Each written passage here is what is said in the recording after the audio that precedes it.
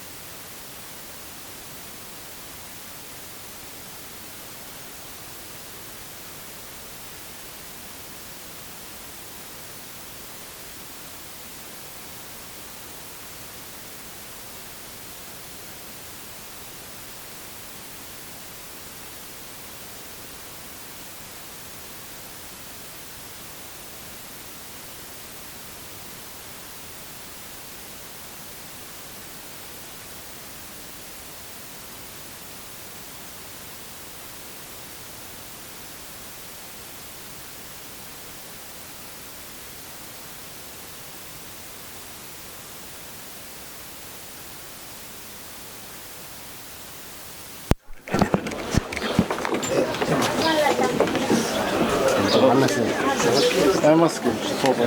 아, 네.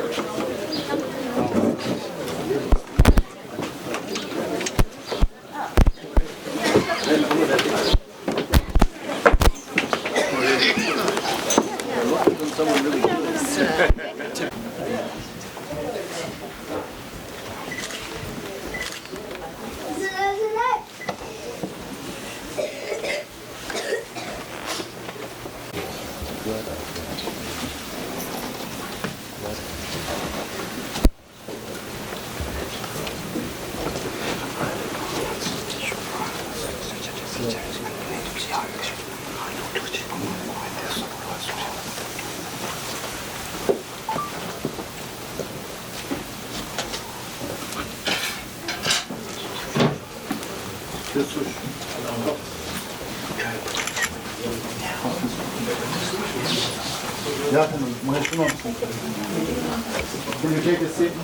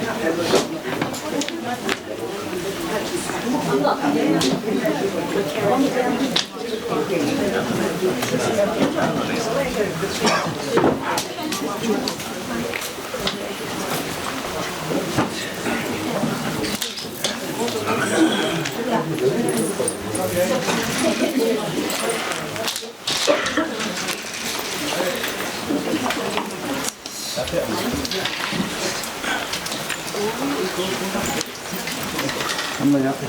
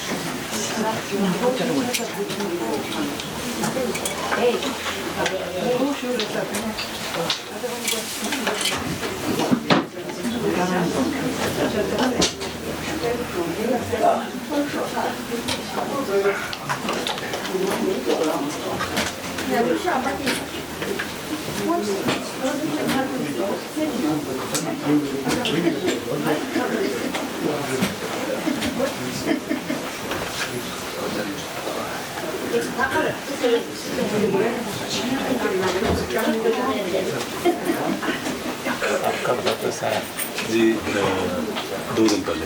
अच्छा जब बनारस गए थे जी। अच्छा किस काम से गए?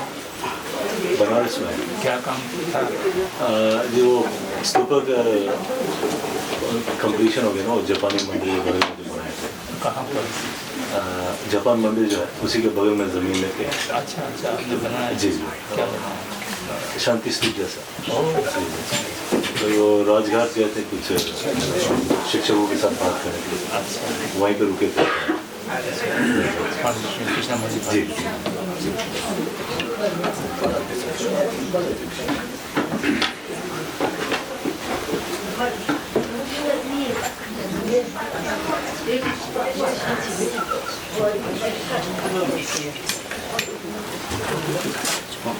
I'm gonna go inside.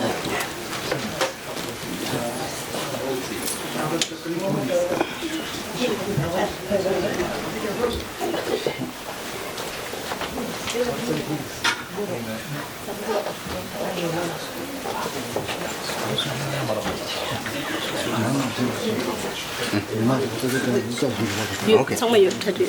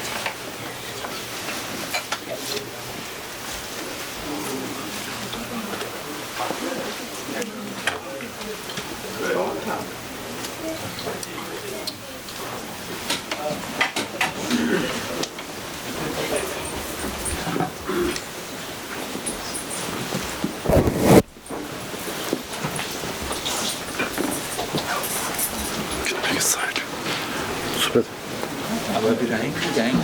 जी जी हम शाम को आपका प्रवचन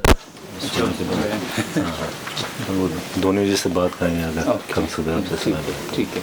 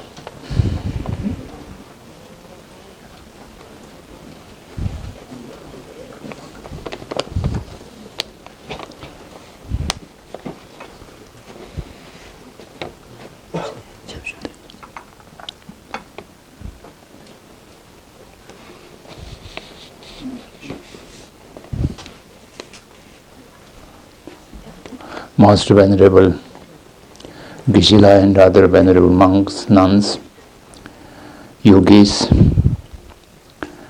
and sisters and brothers.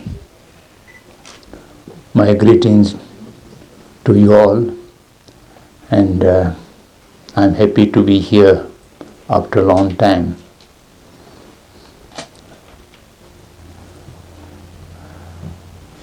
I have been asked to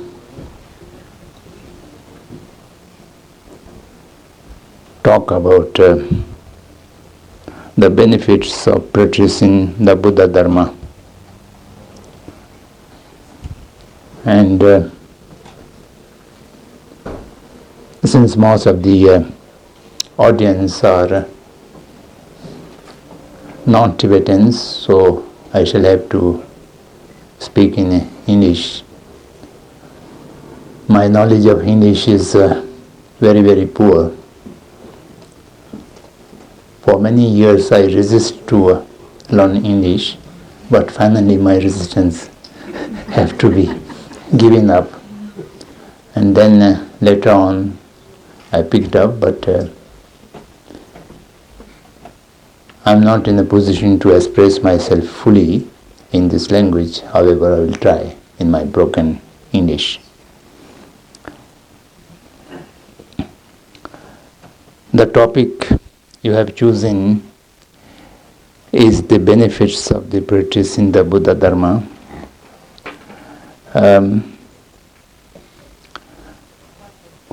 To discuss this topic, we shall have to define what we mean. First, benefit, what we mean practicing, and what we understand about Buddha Dharma. Benefit, practicing, and Buddha Dharma, these three things need to be defined. If we have common understanding about these three points, then we might be able to practice the subject appropriately. Otherwise, if we have a different conception of these things, then we may not be able to establish meaningful dialogue.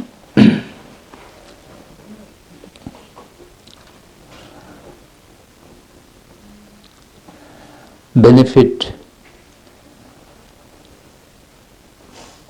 is an expression we usually use for as some kind of concept that if I do something, what I shall get in return. In the postmodern civilization, most of things with which we deal are being a matter of economy or financial or trade.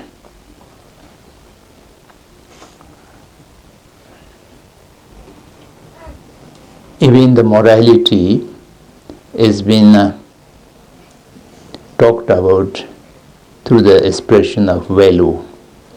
Value means the price, and in Asian languages we never use the expression of value for morality, ethics or conduct. Value is only used for assessing a price of something which can be purchased by giving some money or some written value. So within the different civilization, we have different ways of expressing the things.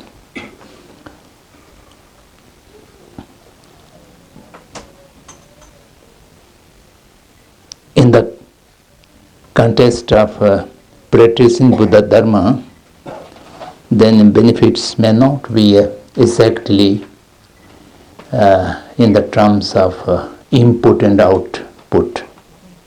If I put some input, if I make some input in the practicing of Dharma, what kind of output I will get?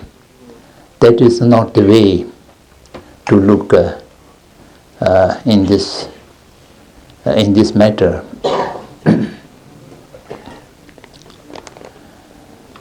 And similarly, the expression of practice. Usually the practice means to do something repetitively in order to get a kind of acquaintance or proficiency something doing. That is usually called practice. Practice is usually repeating something, doing again and over again.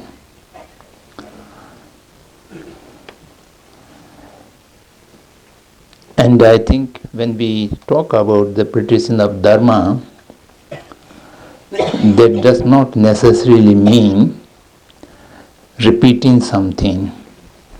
And the Dharma practice is something entirely different, doing some process of learning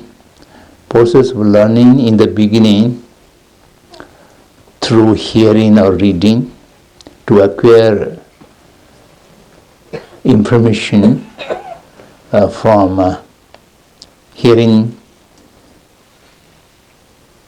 from the teacher or from the scripture, or reading something and you acquire an information at the level of just hearing. And we call it in Sanskrit Shrutimay Jnana. Shrutimay Jnana means a knowledge which is acquired from hearing or reading, and this is the first stage of a knowledge. And that knowledge is not self-knowledge, it is borrowed knowledge according to the Abhidhamma Kosha. And when after acquiring that knowledge from hearing or from reading, then we need to contemplate, to analyze on that understanding or that knowledge, and through in-depth analyzation of that knowledge with rational mind, with logic, reasoning, and also the other ways of analyzing. In the Buddhist canon, we talk about 4 different kind of rationalization, and using all the 4 different kind of rationalization or analytical methods, then you will find a proper understanding what you have heard, the acquiring knowledge from the hearing, either substantiate or make it authentic, or deny or negate. You will find the knowledge of hearing is accurate or wrong. Through analytical examination and through persistent inquiry and try to find the reality, and when you reach to a authentic understanding, that is an understanding which is achieved through a contemplation or analytical meditation, and that knowledge is one's self-knowledge, one's own knowledge, and also a reliable, authentic knowledge.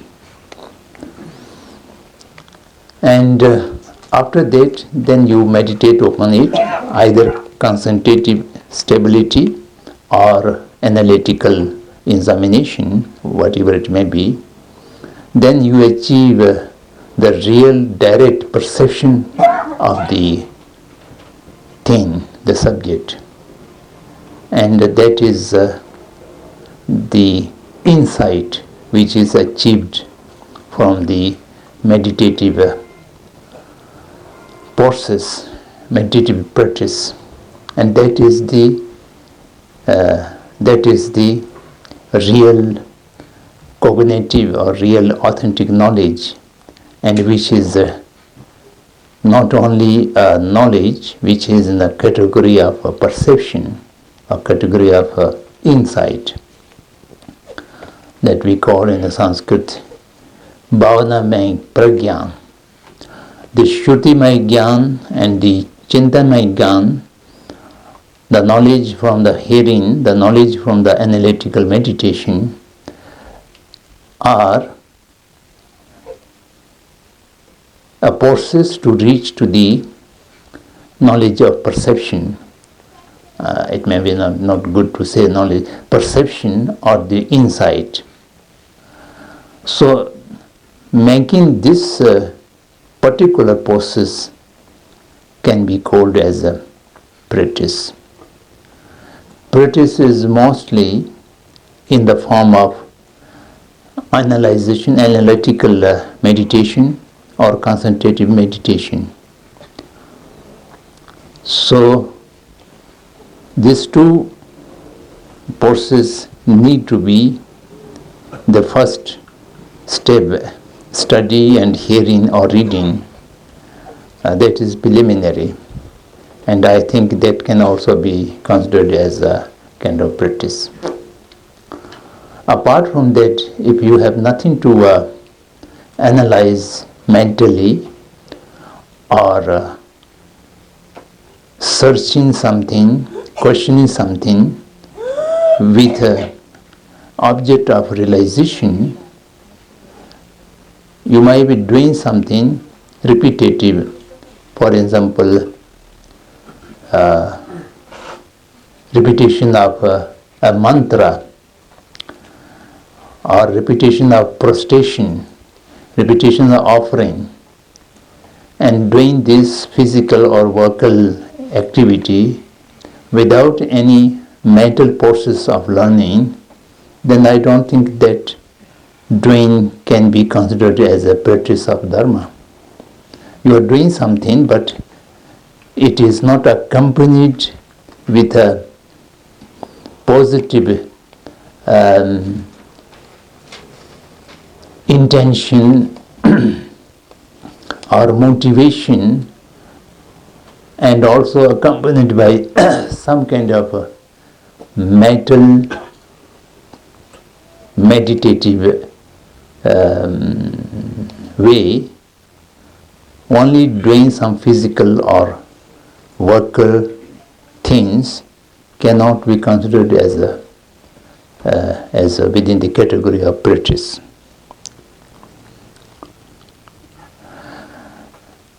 Regarding the Buddha Dharma, Dharma is by Buddha himself and the commentators considered there are two basic components. The first is Agama and the second is Adhigama.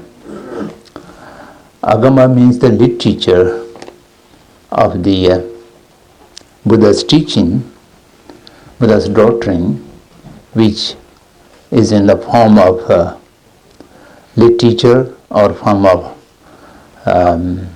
vocal explanation.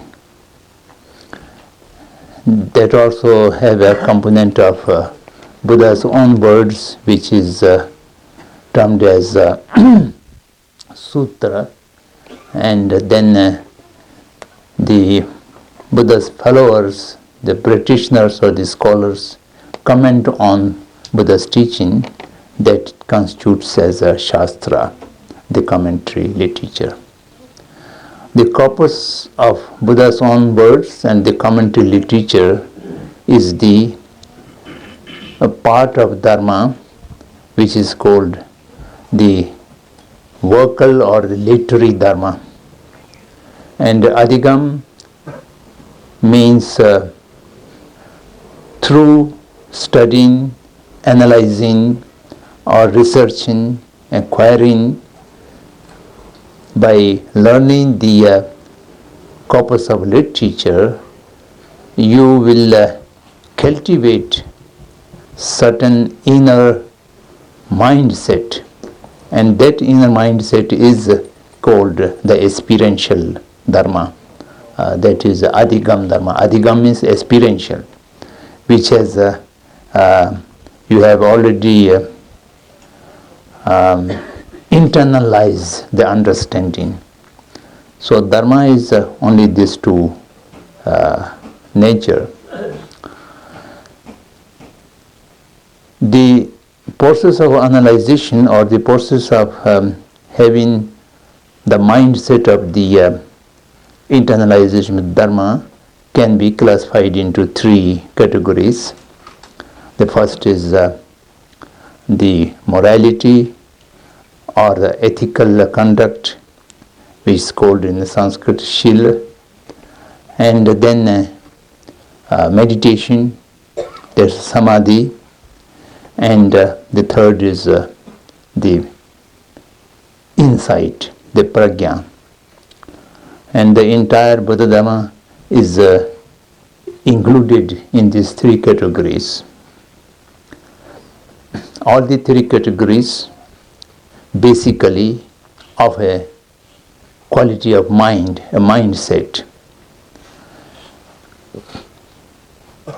And for that purpose, the Agama, the literary corpus, is also classified into three pitakas. Three pitaka means three volumes or three corpus of literature.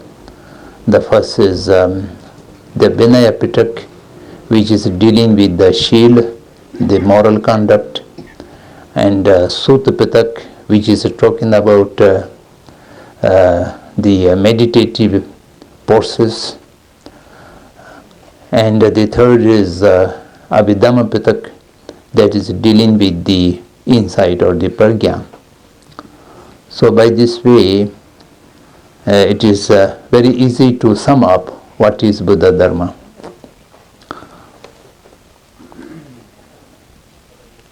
And apart from Buddha Dharma, we may call Buddhist education or Buddhist literature or Buddhist knowledge, in which,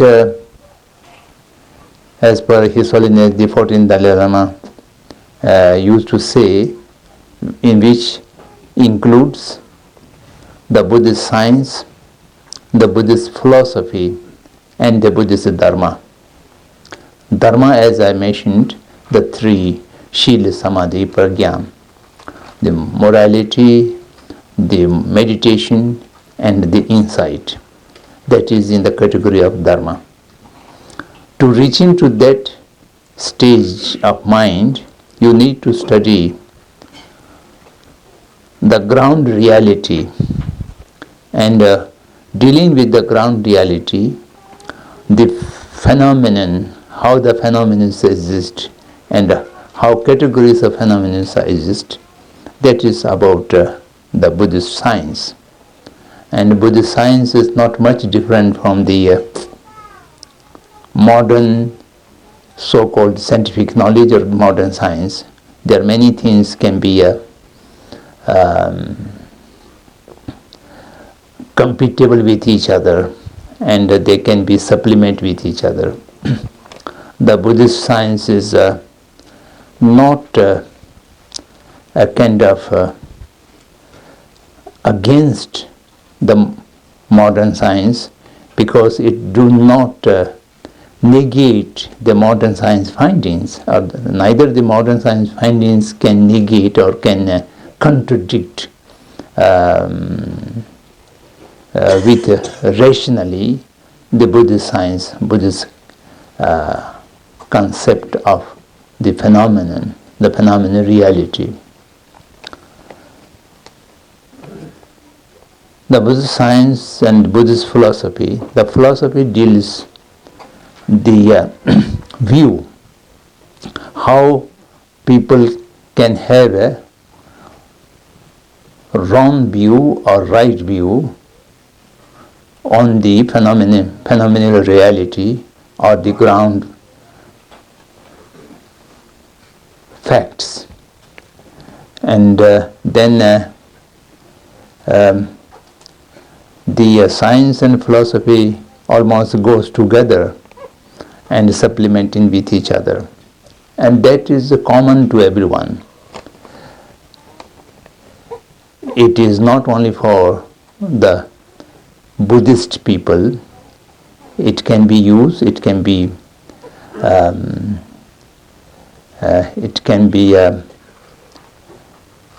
taken as a subject of study in the science and philosophy. The Dharma is dealing with the shaping of the mind. Dharma always the expression of Dharma, the many of the word is dharant, means to hold up, holding up something which otherwise might be falling down, and something is not letting falling down and holding up and leading to higher and higher, purer and purer. That means holding up the mindset of human consciousness, a consciousness of the practitioner, not only human, and not letting it falling down into the defilements or negative emotions, and taking then higher to higher, more positive and pure. So that is Dharma, and that is only for the practitioners. So having said this basic background about the benefit or practicing or Buddha Dharma, very roughly I try to put before you. Now coming back, the real subject is to discuss about the benefits. To begin practice of Buddha Dharma, one shall have to practice of Buddha Dharma. One shall have to enter into the dharmic mindset, or you have to be a follower of Buddha. That means a person shall have to be qualified, to whom it may be accurate to say he or she is a Buddhist. And how that category or that qualification can achieved, that can achieve when you take a proper refuge into the Dharma. Also Buddha and Sangha. Taking refuge into the triple gem is the door of entering into a Buddhisthood, I may say so, or to become a Buddhist. That is the first step. And how you can achieve a mindset of taking refuge, you must have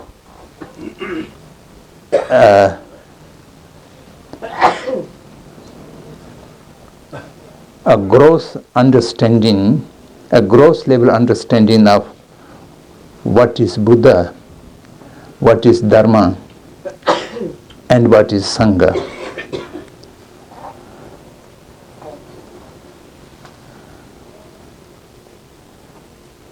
You might not have a very detailed perception of all these things because it is very vast subject. But in order to have a refugee-taking mind, you must have a rough understanding of these three refugee. And at the same time, you must have a real intention or motivation to take the refugee. Only after taking refugee, then you can be considered as a practitioner. After that, whatever you do with a mindset of taking refugee, then what you do, a mental process of learning or cultivating, then that can be termed as practicing of Buddha Dharma. Otherwise, you might be practicing concentrative meditation, and all the concentrative meditation does not necessarily belong into a Buddha Dharma. A non-believer having no religion can also practice vipassana or shamat. There are many Tirthankas, they achieve all the 8 different levels of the meditative samadhi, meditative concentrative stability. And similarly, you might have a practice of certain moral discipline that also common to every religion. Unless and until you have a mindset of taking refugee, your practice is not belonging to practice of Buddha Dharma.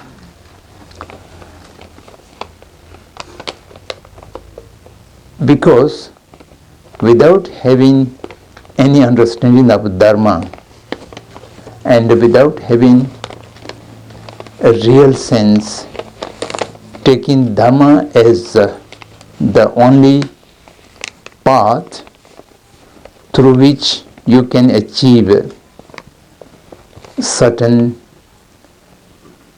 objective or certain goal, and you have an inclination or intention to achieve that goal, you are not a Dhamma practitioner. So to become a Dhamma practitioner, you shall have to be first Buddha Dhamma practitioner, you shall have to be a Buddhist, and for that matter you shall have to be cultivate a mindset of taking refugee. In order to taking refugee, you must have a certain fear or certain sense of challenge, and with that you shall have to be inclined to overcome the challenge or the danger or the fear by attending Dharma in your own mind. So that is what we talk about the refugee. And for that matter, either you are concerned about your next life, the rebirth, or you are concerned about the bondage of selfic existence, the bondage of karma and klesha, the force of action and the development of mind or the negative emotions. You are not happy with the bondage in this selkic of the worldly samsara, and you wish to get freedom from this bondage, or the ultimate is you wish to achieve the Buddha nature, and having compassionate mind for entire sentient being, and in order to serve the entire sentient being, I must achieve the Buddha nature. So these three kind of mindset is the lowest person, or the medium person, or the great person. In Buddhism, all the Dharma practitioners are categorized in the three different kind of person. The first person is just concerned for the next life, and the second person is not happy with the entire bondage in the samsara and looking for freedom from this bondage. And the greater person is not only looking for one's own eradication of the misery and the source of misery, but wanted to serve the entire sentient being, and for that, as a means of serving the sentient being, the Buddha nature is to be achieved, and inspiring for achievement of Buddha nature. So these three different mindset makes the practitioner in the three different categories. And if you are not having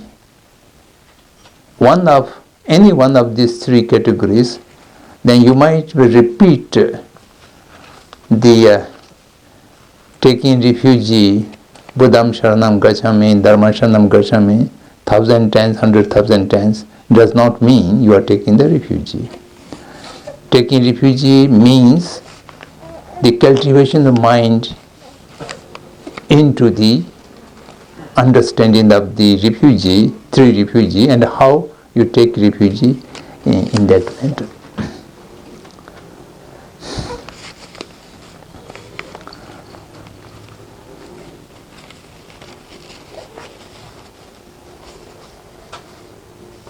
To become a Buddhist Dharma practitioner, one must have a basic understanding of the continuity of the subtlest consciousness of all the individuals. I mean the reality of no beginning, no end of an individual's subtlest consciousness. So that proves that everybody takes rebirth after the death, and also whosoever is there, it has countless birth have taken in the past lives, and there will be countless rebirth in the future life. And without understanding this basic phenomenon, you are having no idea about the continuity of the subtlest consciousness, and there's certainty of rebirth after death is not conceived or not understood, then the whole process of journeying would be blocked, because even the lowest person who are taking refuge must have the understanding of next life and inspiring the next life, not going to the lower realms and to reborn in the higher realms. And therefore, philosophically, one shall have to understand the real position of the subtle consciousness which comes from beginningless life and which goes to endless life unless and until you eradicate the negative emotions, and the source of negative emotions, that is ignorance, the avidya. There will be no end. Even you achieve the freedom from all bondage, but your consciousness will continue either in the arahanthood or in the Buddhahood. So that reality need to be understood. So now I am coming to the last part of the subject. What are the benefits? As I mentioned before, if you are not cultivated your mind into the Buddhist food, and you are just thinking that I am practicing, I am meditating something, that will not have any benefit. In other words, I would say, you might have some apparent benefit for this life. For example, someone is a concentrative meditation practiced, and one thinks that I am practicing Buddhism, although the person does not have a refugee-taking mindset and still doing some kind of concentration on breathing or concentration on some object, and you might achieve some peace of mind, or you might be get rid of stress. The benefit is just that, and that is not a real benefit. It is just like taking some medical treatment, or you are so stressful, you just take a sleeping pill and go to deep sleep for number of hours and feel much refreshed, and your meditations are also like that. Without aiming for some object of more than this life benefits, you are not doing any Dharma practice. So therefore the benefit will be not in the category of a Dharma practitioner. It is just like doing some physical exercise that will give certain result for your fitness, or taking some delicious food that might be giving you satisfaction and nourish your body. So if these things are taken as a benefit, then it's okay. For the Dhamma practitioner, your intention is for the achievement of rebirth in the good realm, and not to reborn in the lower realms. For that purpose you are practicing. Then you will have the lowest benefit. That means you will have the benefit of achieving the next rebirth in a good realm. Might be reborn in a humane, or must reborn in the Deva or some in a good realm, and you might be able to again enter into Dharma, or even not enter into Dharma, you might be enjoyable for a lifetime. And if you are practicing for the eradication of the source of all misery, all the three different kind of misery, and to get freedom from cycle of birth and rebirth, and get an arahanthood, or the salvation is aimed, then of course with that motivation, whatever you practice, it will go as a cause of achieving the freedom, the nirvana. And that is a real objective of Buddha's teaching. And you are in the a category of medium individual person, and practice will have the benefit of getting nearer and nearer to the salvation from the bondage of karma and kleshas, mental defilements, and the force of action coming out of mental defilements. And your intention was to achieve the Buddhahood. In the Buddhist perception, Buddhahood is not the ultimate objective of a person. That is not the end of a person. To achieve Buddha nature is as means to empower that person to serve the entire sentient being effortlessly. So the ultimate object is serving the entire, benefiting the entire sentient being, and for that purpose as means someone is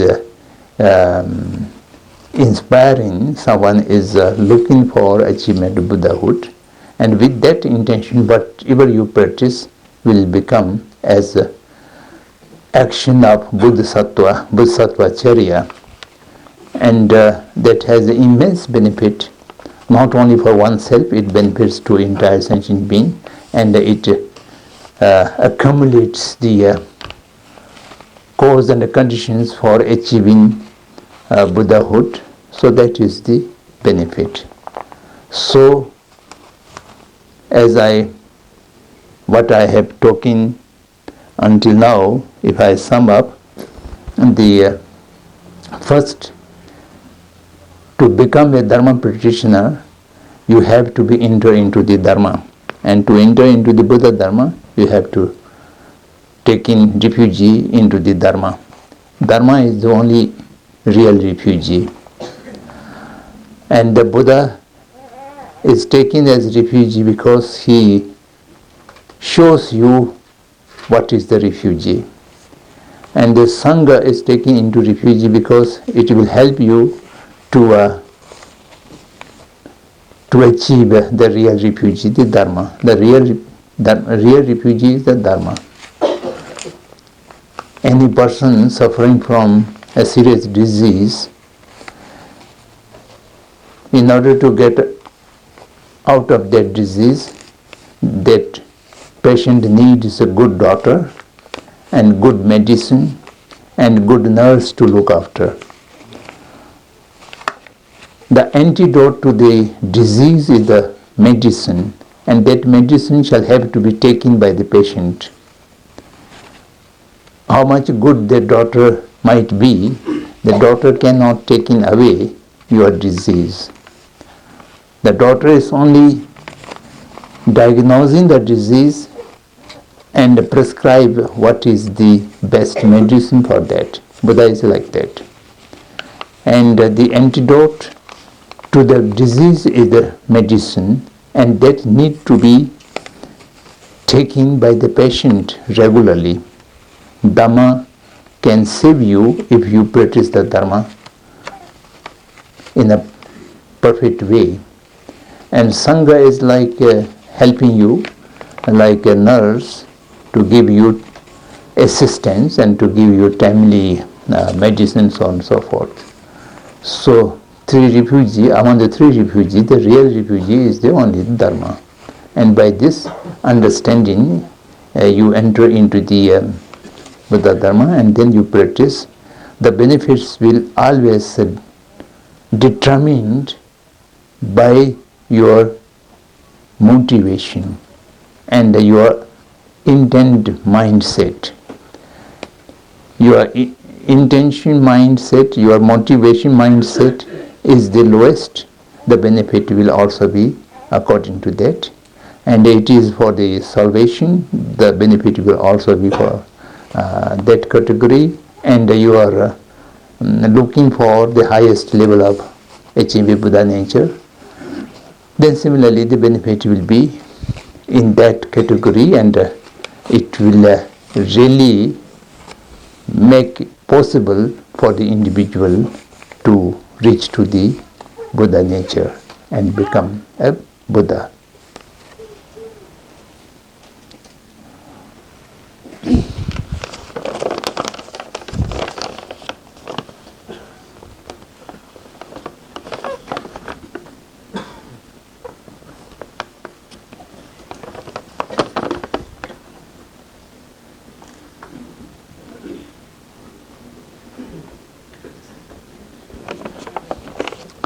I think I will stop talking here, and I invite your comments, questions, or any feedback what I have mentioned now.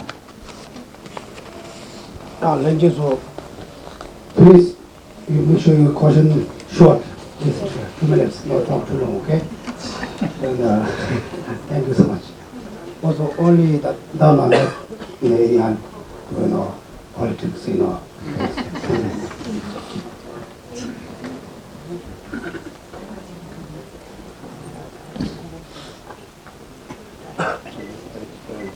Rinpoche, yes.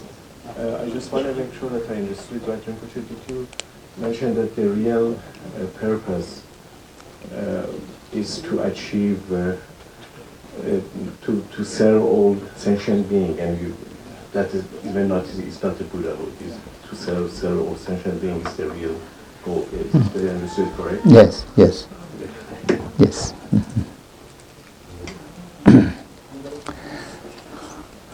I do not remember English version or the Sanskrit version. In Tibetan, in a short verse in the Abhisama Alankar says, Simche pani shendunchir yangba zobe chanchutu. To inspire for the Buddha nature is for the purpose of serve the others.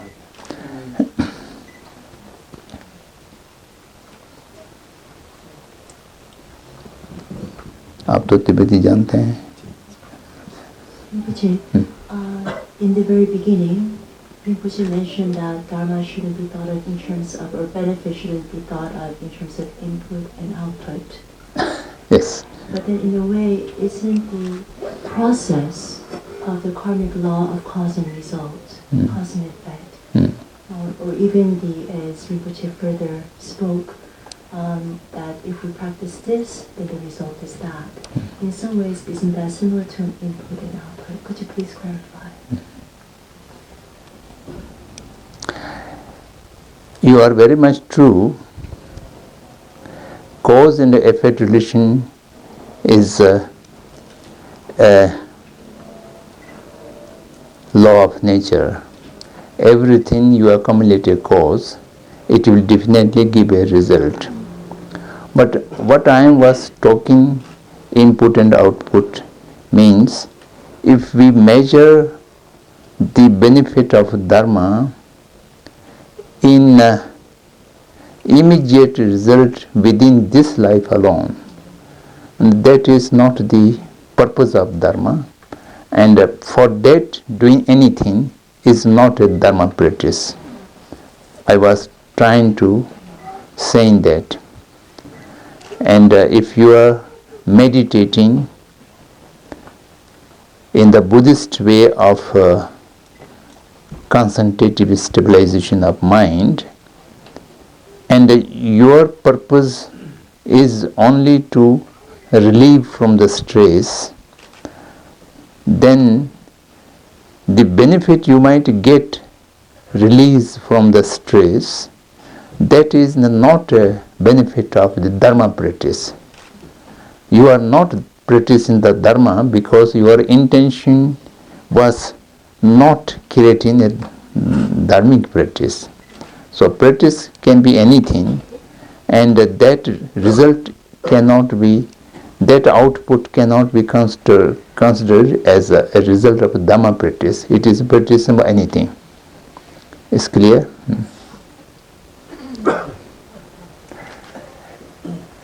Yes, sir. Yes. You need this. You want mine?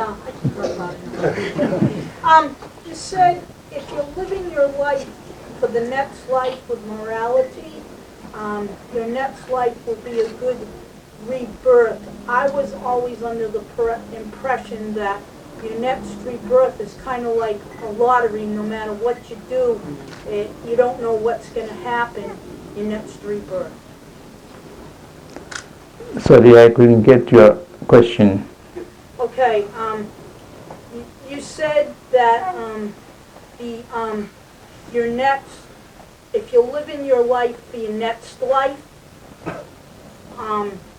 in the Dharma practice, if you live in your life for the next life by following morality and practicing Dharma, that you'll have a good rebirth your next life. Am I hearing that correctly? Yes. I was under the impression that your next rebirth is like a lottery. No matter what you do, you don't know that it's going to be a good rebirth, that there's no guarantee. So if I, at age 55, start living my life for the next life, I have a good chance of a good rebirth, even, following morality and stuff. That's what I'm asking. I think you do very perfect practice into the Dharma, particularly in the keeping precepts of the morality with a wholehearted intention and good practice, and which is consolidated by dedication at the end. It is very much possible to ensure, to guarantee you will have a good rebirth. Of course, any individual do have a numerous karmic force for both reborn in the bad realm and reborn in the good realm. You have positive karmic force, you have negative karmic force. But how to make sure that your next birth will be from a result of positive karmic force? For that very purpose, there are a number of ways to practicing during this life. Make effort to reduce the negative karma through various methods, and also practice the mind to stimulate the positive karmic force at the time of transition. Transition means the time of death and taking the process of rebirth. At that time, how to making sure you are not stimulating the negative karmic force which you have in your mindset, but you stimulate the positive karmic force. Then that also can be strengthened through your regular prayer, and it can further strengthened by the blessings and prayers of other holy person or one's own teacher or something like that. So by making all this holistic approach, there is a way to make an ensure or to make guarantee that next life will be a good one.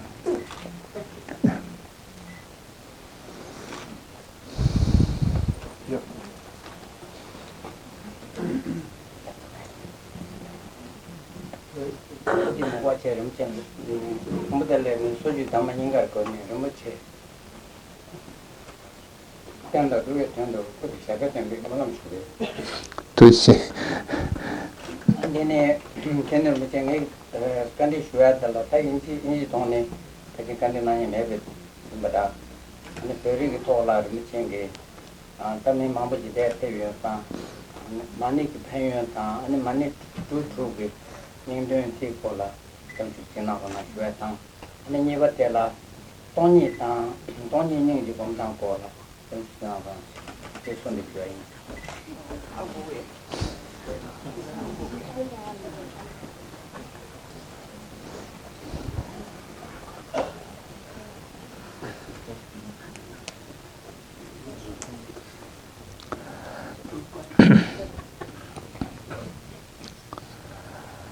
동이 니지 본다 대단다 되도 동동지 그난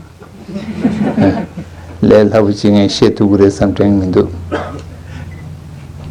많이 파바제레스기 송하레 파바제레스기 챙기 니부터 송하지레 대인자 송하디 군혼 넘버 타바지 토네 담바이나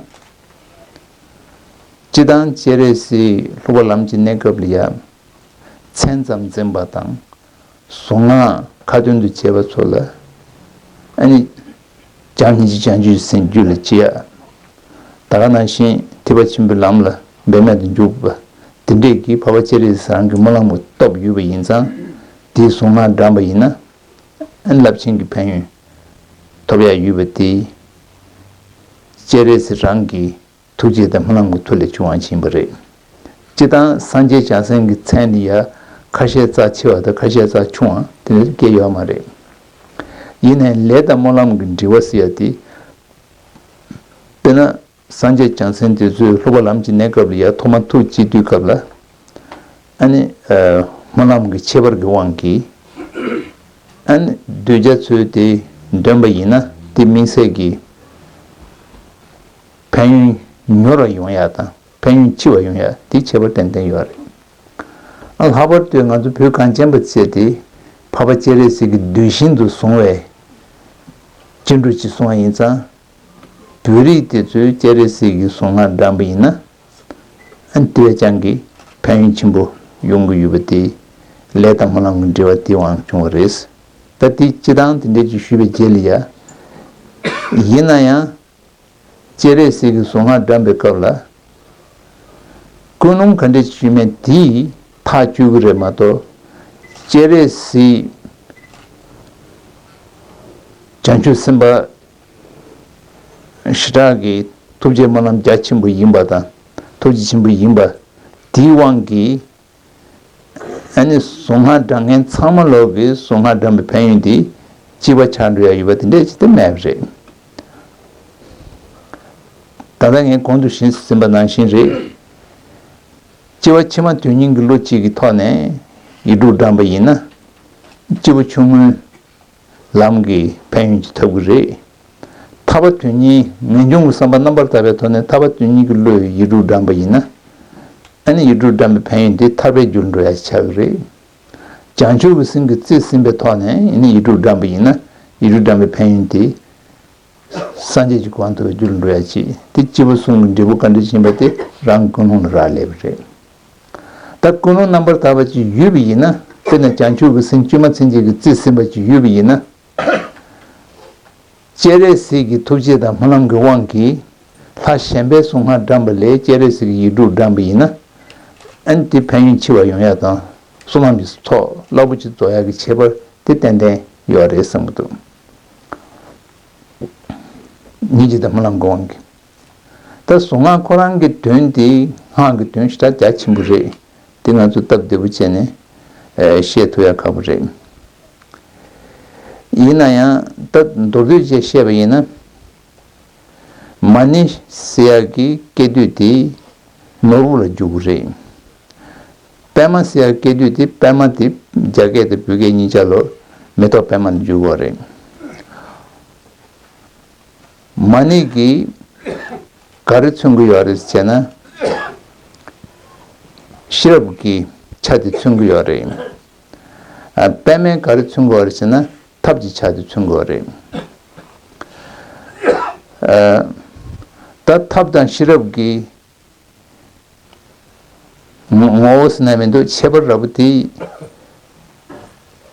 파르침베 티베 겁을 셔야기 탑식인 남샤다 nga kabli shebe tabshiki namsha nyubuti ta mendawa chimbu yore ine chere siki sunghan ti sunghan ngo chebe inza nga ki nam toba ma to ndo na lo liya sunghan ki namsha ti yuwa ma raba ta chidang chere siki namjur mendawa naso yube nane ju shige nalal ya jeresi dubtab yore lame ki ju ngol chene jeresi dubya ta jaju da juju nenjur julu so te zu same nal jeresi laso dubtab yore ine tanda yungs traba mazu bulin jure sanga tunala yungs traba rabti jeresi di jaju phonsu tobachire 제가 디시 손전에 슈비나 시럽디 동이도 시럽 이마시샤제 더 탑지 차들이야 하이 nenjur 베나 버르침베 티베 qabla 탑지 차스도 qabla 수남지 초 사야기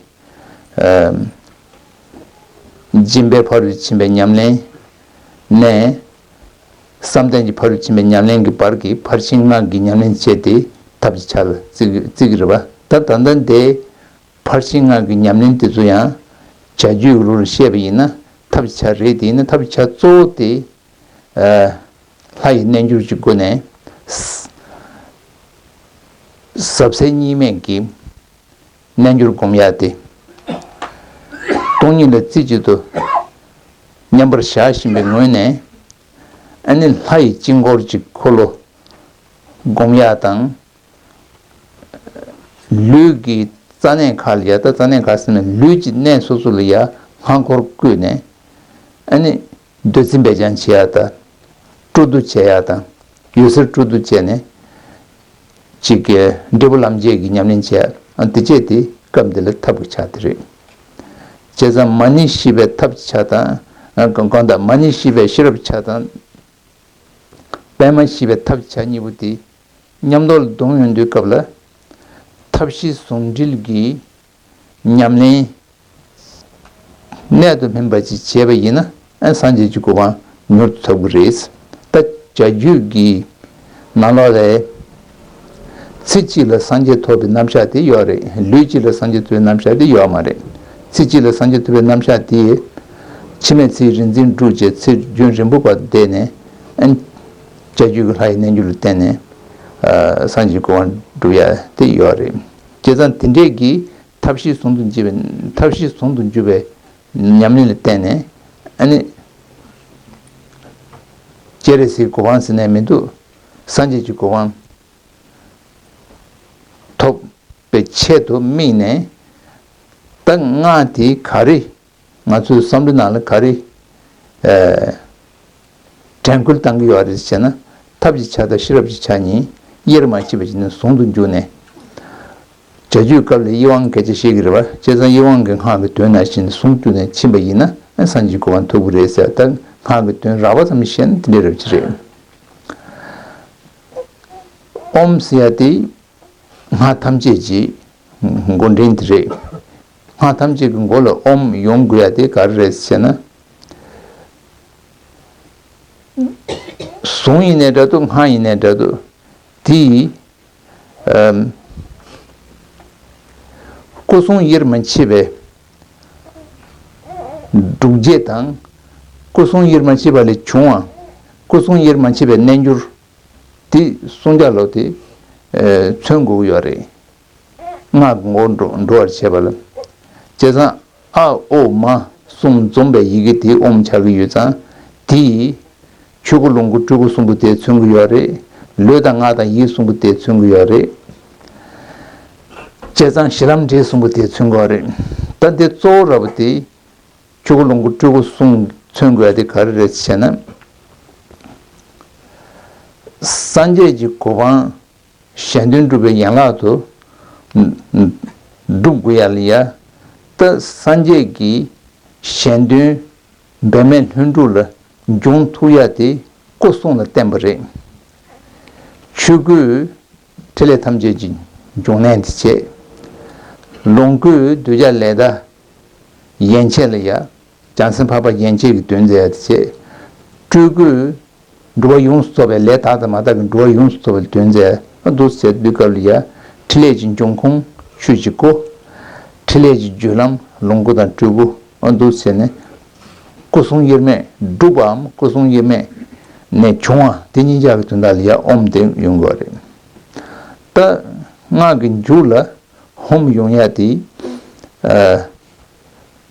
ledgers ke gun rotan ro chebi na nga grit cheti thad dum ya ti yamena hom gu tungure yamena phat ki dungure hom da phat ni jalo hom shivati duve ke chare phat shivati yive tun jare cheda hom ti om da chibare ha o ma sum dubale chuanchre तीन अनि जुर्मुन जोसुन सुनने degree कोनों दा जुरवता मोल सुनने degree तो हाँ कि जुदू दिल होम से आते कम दिलिया शिवे हाँ ये ता होम से आती उम्रे तब तीन डेने तीचे तो ये टू चासुआ तब चिता चेरे से कि सुहा ये टू बस आती युंडारे ये नया रिगदा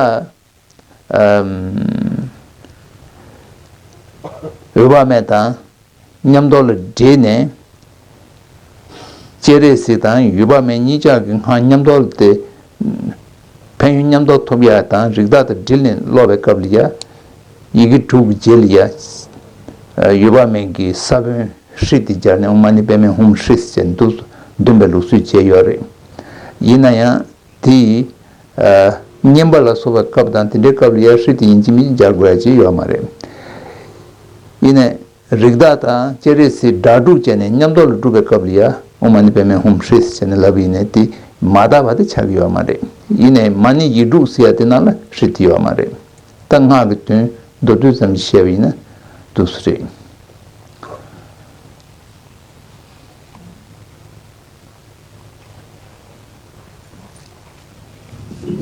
toni godan chara sina nete la tu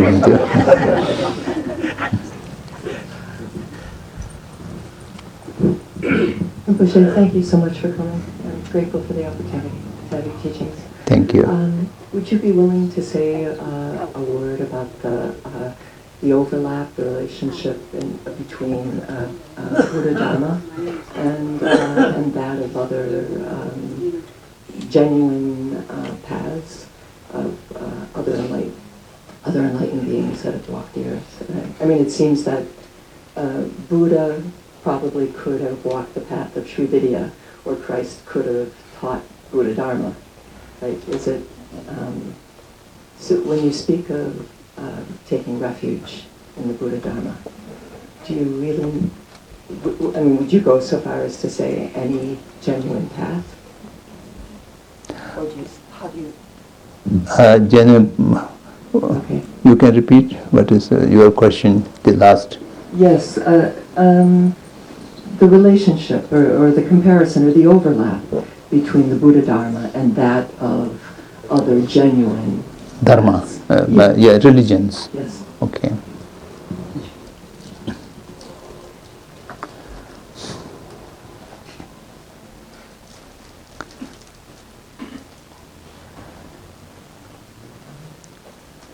On this planet Earth, there are numerous traditions of Dharma or traditions of religion. I think the word Dharma can be used for religion as well, although the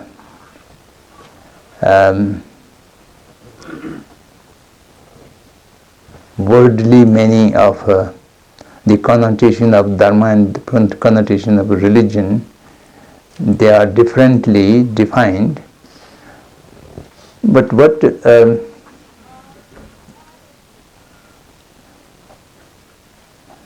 essentially the religious traditions are for the salvation or elevation of sentient beings or the living individuals. One religious tradition is not enough for every individual. The sentient beings are all individual. Individual means unique. They have different uniqueness of their mental attitude, disposition, capacity, liking, disliking, and the background. All are different. Each one of individual person has a uniqueness which is uncomparable with any other individual.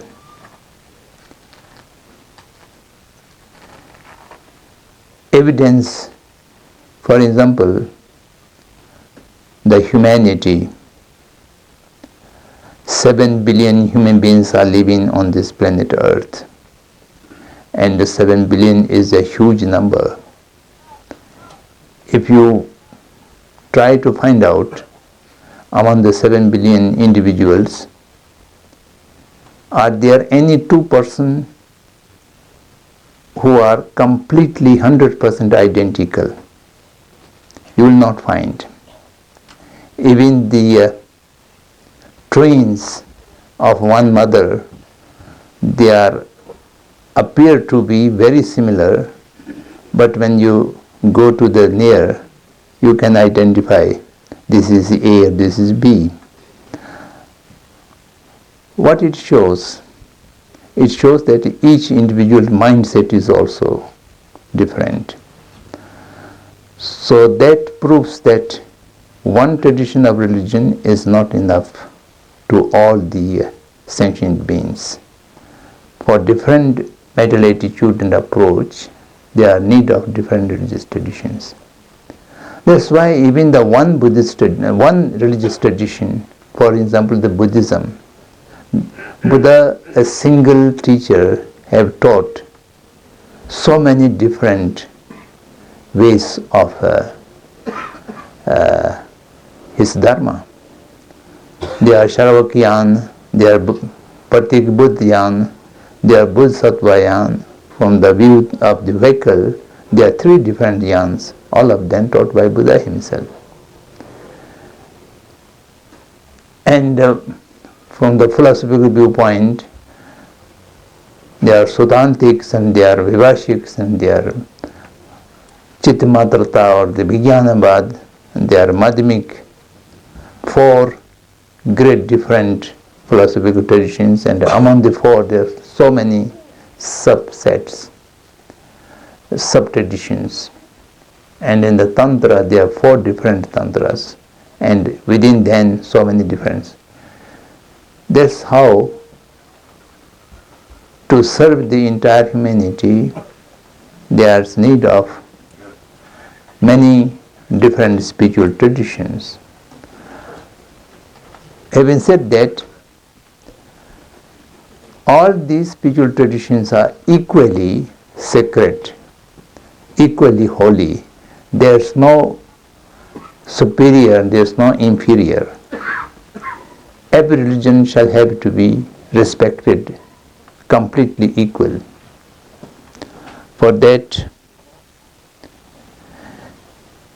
Gandhi has coined a very beautiful word, Sarvadhamma Sambhava.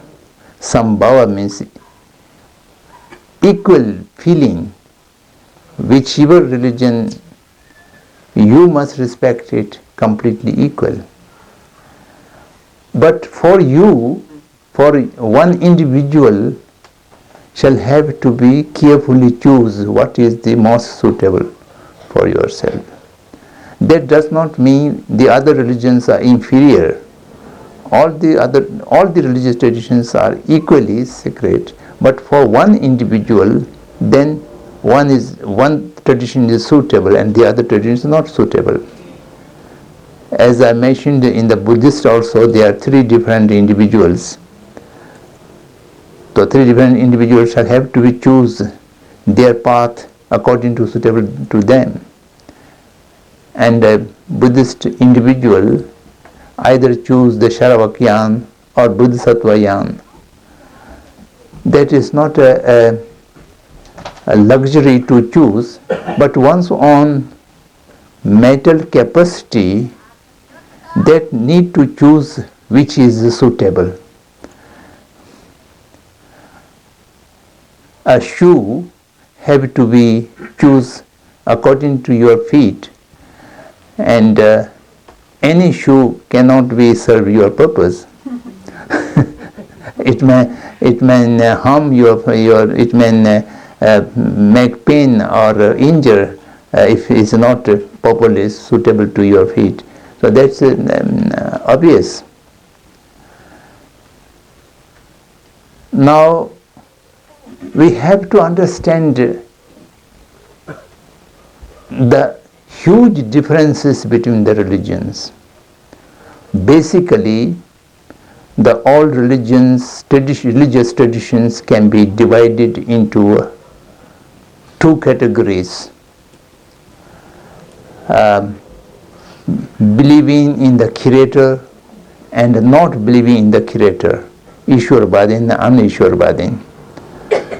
In our Indian language, Astik and Nastik. And similarly, it can be divided into different category, Atmavadin and Niratmavadin, who believes in the soul and who do not believe in the soul. So these concepts are completely contradictory, opposite with each other. But this contradiction does not mean one religion is more superior than the other religion. And all the religions are for the salvation of an individual. That is all equal. We have to understand that. We have to accept the differences, and we cannot make any compromise between the different perceptions or different conceptions or different philosophies. That will be there. But the purpose is to choose one's own most suitable tradition and to practice that sincerely. In other words, my late friend Ramon Panikkar used to say a very peculiar expression: religiousness, religiosity and religionism. Each religion have all these three components, and in the religiousness there's no difference. All religions are equally sacred and equally holy. When it comes to the religiosity, and it is a human factor and it is social mixed up, and there are vast differences. And the religionism is irreligion. It becomes a dogmatic and it becomes fundamentalism. So that need to be avoided. So by this way, if I understood your question properly, each religious tradition is capable of leading its followers to the ultimate level. That we have to be accepted. And the ultimate level is one or many that is beyond our comprehension. When we reach there, you will understand, and there's no use to debate at this moment whether the ultimate goal is same or their difference, because that is not within understandable of our capacity.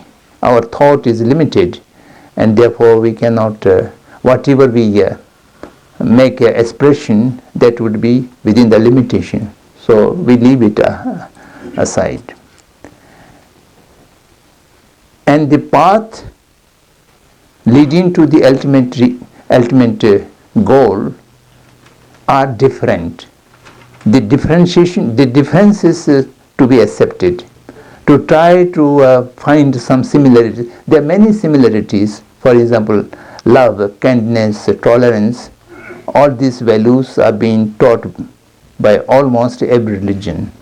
But when we go into the details of these definitions, there may be some difference. So there are similarities or there are unsimilarities that we have to leave it as it is, not trying to make them compatible with each other or to encourage. So that is why I always say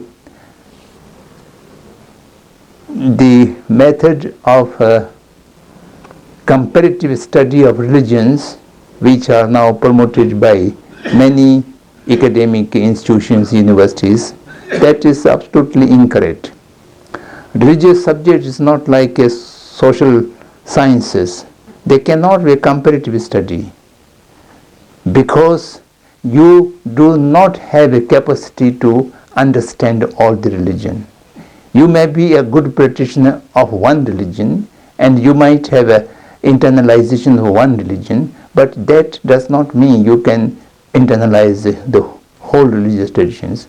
And the comparative study means trying to find some similar, dissimilar, and superior and inferior. Whenever we compare, then our mindset goes to find out some better quality or less quality. So all religions are equal and they have to be practiced according to their own teaching, not to mix up. And all of them are beneficial to its own followers, suitable followers, that shall have to be chosen by individual themselves. Okay.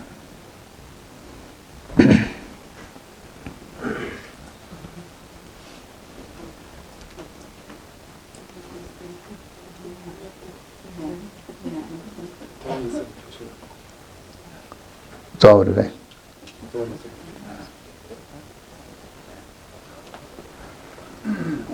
in your earlier answer to Sharon's question, you said that you mentioned the word perfect practice,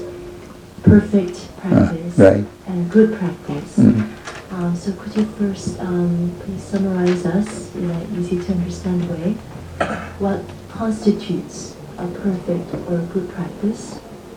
And then also during these degenerate times when our minds are so distracted all the time, where it's so difficult to be able to control our minds, perhaps to bring to that level of perfect practice or good practice, please give us some advice on how to go about developing such a good or perfect practice.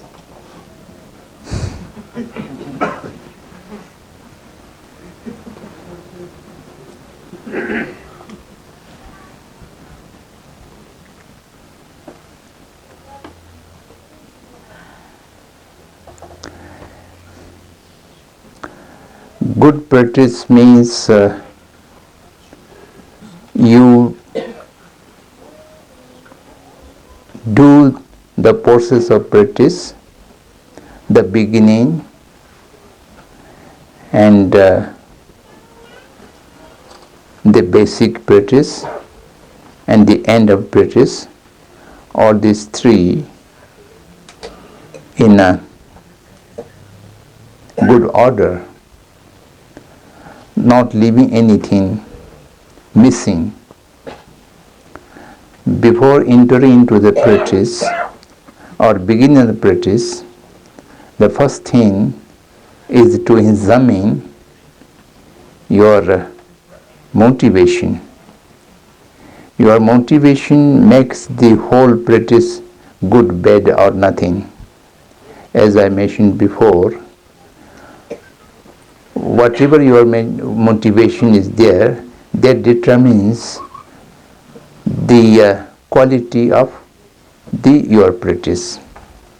Motivation is of ordinary individual, chibu chungo, that means your motivation is only for the next life.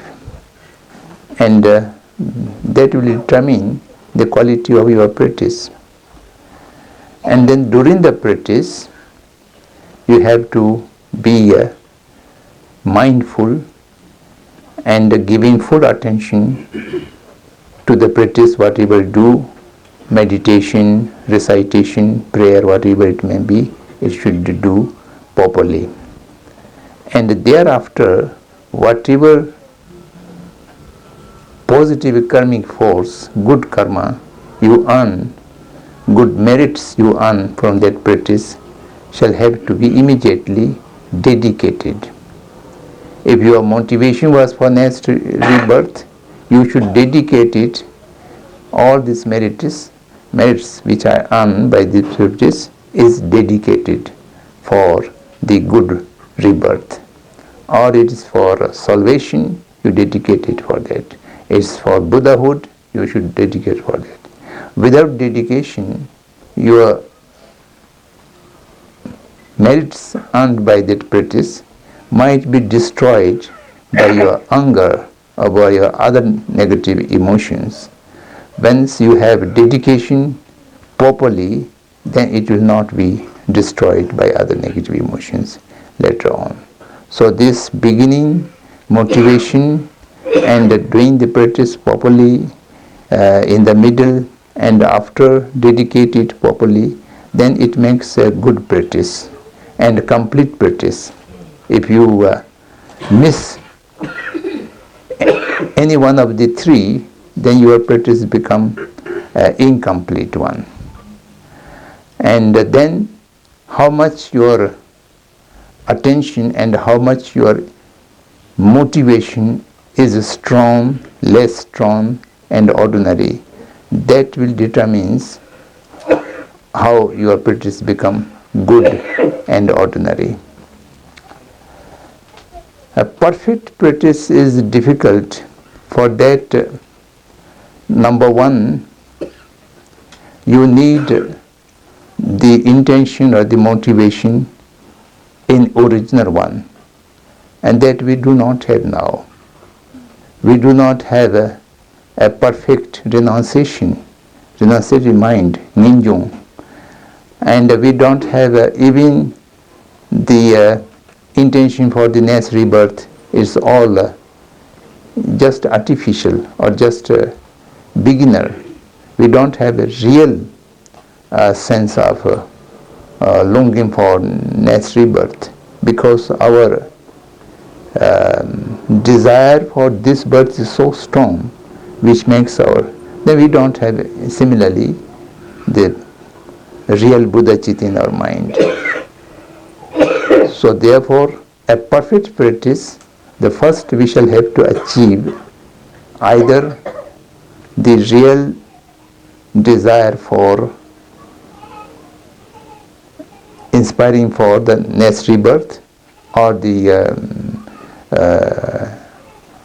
salvation from the samsara, or the Buddha nature, one of the mind, renunciative mind or bodhicitta we have to cultivate in our mind. And thereafter, to make the practice perfect, we need at least the lowest state of concentrative stability of mind, shine, the shamatha. Even you don't have the real shamatha, the ninth stage of stable mind, sine gopa. Without that, all your meditation would be always disturbed by distraction or sinkiness. So therefore, to make your meditation perfect or your practice perfect, you need a stability mind. And these two are very difficult to achieve by the ordinary people. So we have to continue to practice, and to make our practice higher and more perfect way, we must try to achieve the cultivation of renunciative mind and the cultivation of concentrative stability. how much level you achieve the concentrative stability and renunciative mind or the Buddha Chit, that much your practice become more perfect way.